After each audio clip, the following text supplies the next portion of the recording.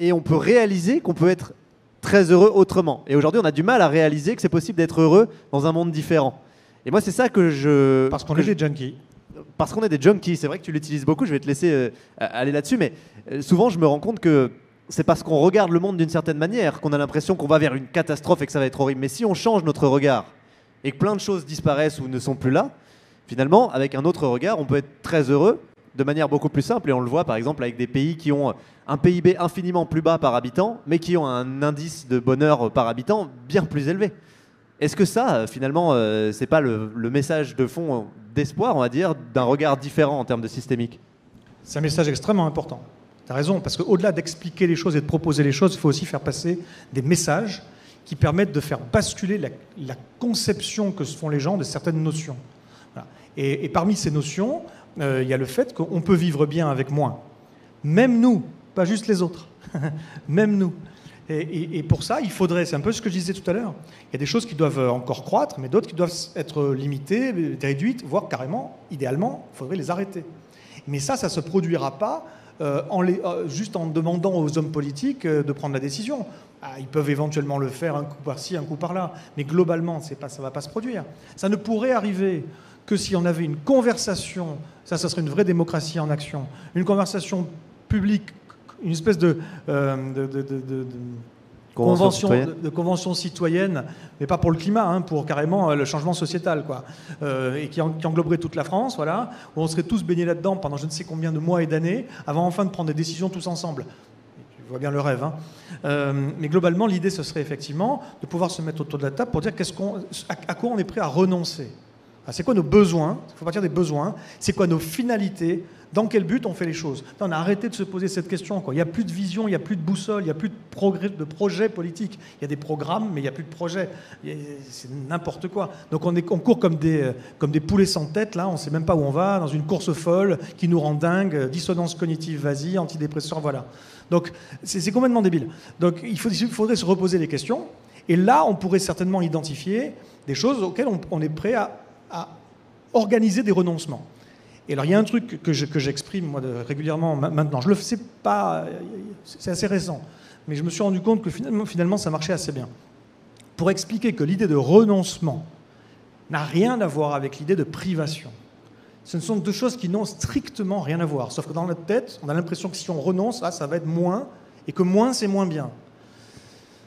Bon, alors, je prends mon propre exemple. Et sans faire, parce que s'il y a des gens qui sont un peu sensibles sur cette question, ne vous affolez pas tout de suite, je ne fais de prosélytisme, pas de prosélytisme pour le véganisme ou quoi que ce soit.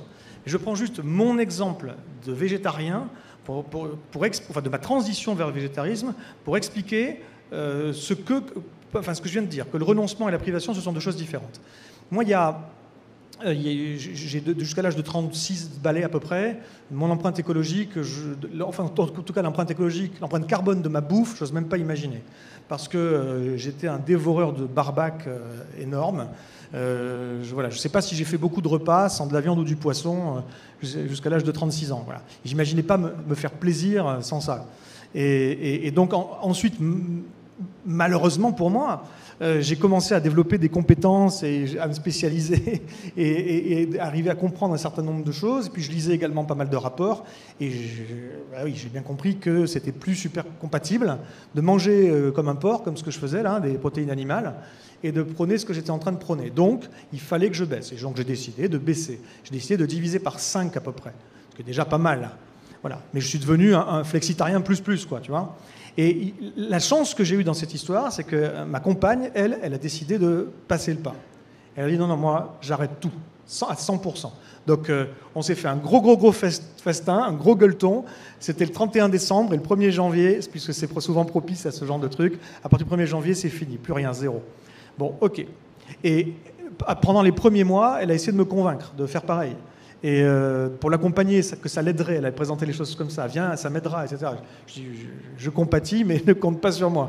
Voilà, les 20% qui restent, ils restent. Et j'ai pas voulu. Et j'ai dit et répété X fois, je n'arrêterai pas la viande, je n'arrêterai pas le poisson.